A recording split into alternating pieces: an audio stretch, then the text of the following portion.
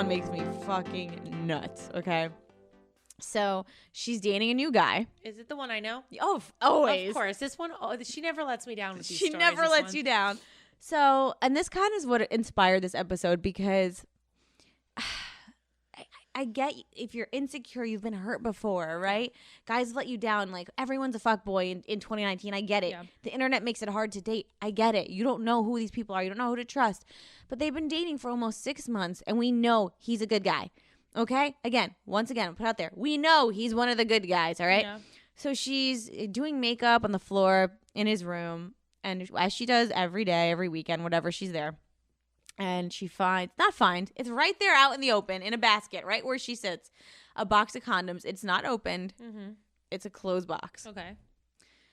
I mean, the guy was single once upon a time for a long time, right before her, okay? He's using condoms. Let's clap it up. He doesn't have an STD. But they're not open, okay? And what does she do? Instead of, like, using her logic and saying, here's a single, young 30-something man. Being protective, and he probably had these condoms in the past. Mm-hmm. She picks them up.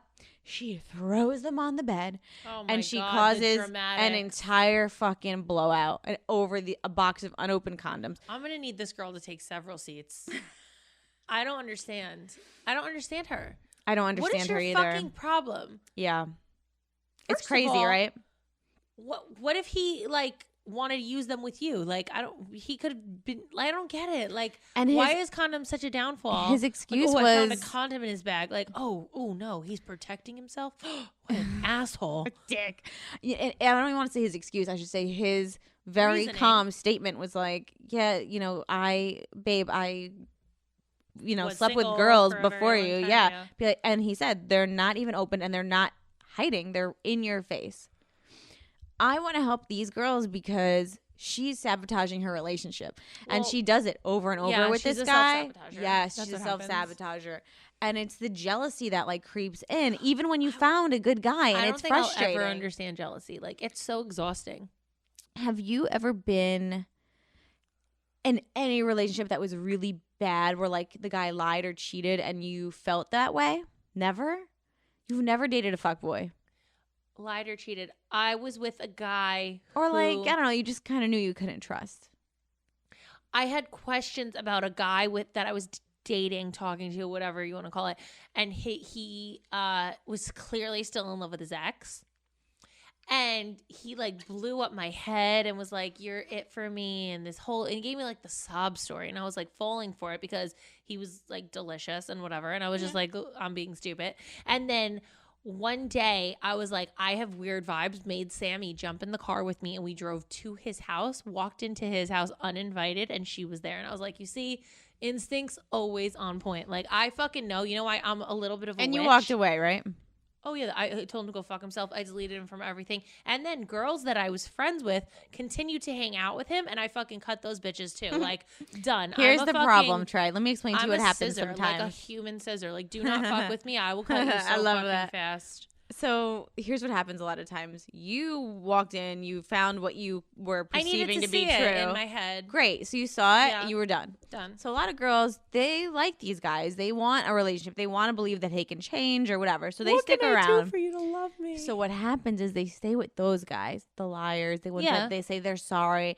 And now their insecurities are just, they're everywhere. Yes. Amplified. Of course. Because how can they not be? Working for somebody who already did this to you, and you're waiting for him to change, and he's giving you all these false hope of changing, and, like, there's no intent of changing. So I guess, like, the moral of the story is like, know your fuckboy. So, like, if you're in that situation and you're around, of course you're gonna make yourself crazy, and people are gonna call you psycho because you're gonna be acting like it. You do it to yourself. You do it to yourself because the guy probably is fucking around and you're making yourself crazy. Okay, so now let's say you dump him, you're onto another guy. You're going to be acting psycho again because you're still thinking about the other guy and what he did to you. Now you're looking for breadcrumbs and clues. Look at her. She's like, I don't know how to deal with this. I need closure. Okay, but you also need to know who you're with, what he's up to, what the type of guy you're going for. If you're going for the same guy over and over, like, don't expect change when you're getting. Hello, you're so you're making right. No change. That's the thing. Girls sometimes have a type. Like, they like the guys that are the they players. Love the assholes. Like, yes, they because love the, you know what? The bad boys. They're a challenge. Yeah, they're a challenge. Bad boys and challenges are different. The guy, a good guy can be a bad boy, but a challenge. A guy who's making you work for it is never a good guy because he's always going to put you through the ringer. And he's going to enjoy doing it because he gets off on it. It's hard for me to watch because I know you girls deserve better, and it's hard when you girls meet somebody finally that could be the one and you ruin the relationship because of your like crazy ways and they don't deserve it. So like, okay, another situation.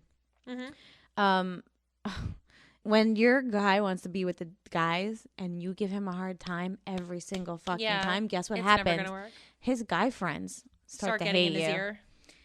They get in his ear. They don't like you anymore. You want those dudes on your team, you dummy. Yeah, you want them like pulling for you, being like, yo, do not fuck up this girl. She's the best thing that ever happened to you. Like, high five it. Bam. You need give me that love. Yeah. You need them having your back. You need them having your back. You want these guys to tell his guy, like, bro, do not fuck up with this girl. She's the best thing you ever had. Like, you have it so easy. You have no idea what's out there. Like, there's nothing out there. You got it so good.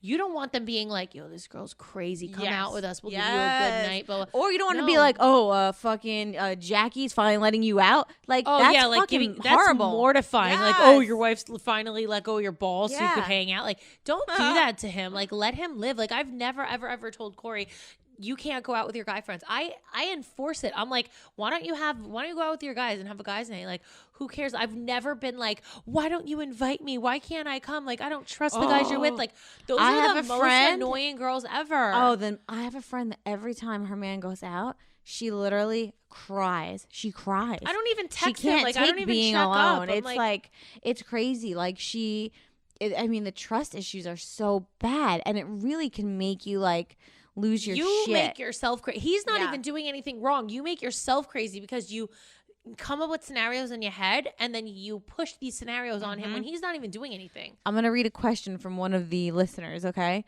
So Jess, as one Leo wife to another, law enforcement officer, how do you deal with badge bunnies?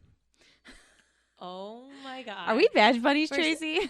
You're a badge bunny. I think you might be. I am not. I don't know. I seen you hip hopping around these streets.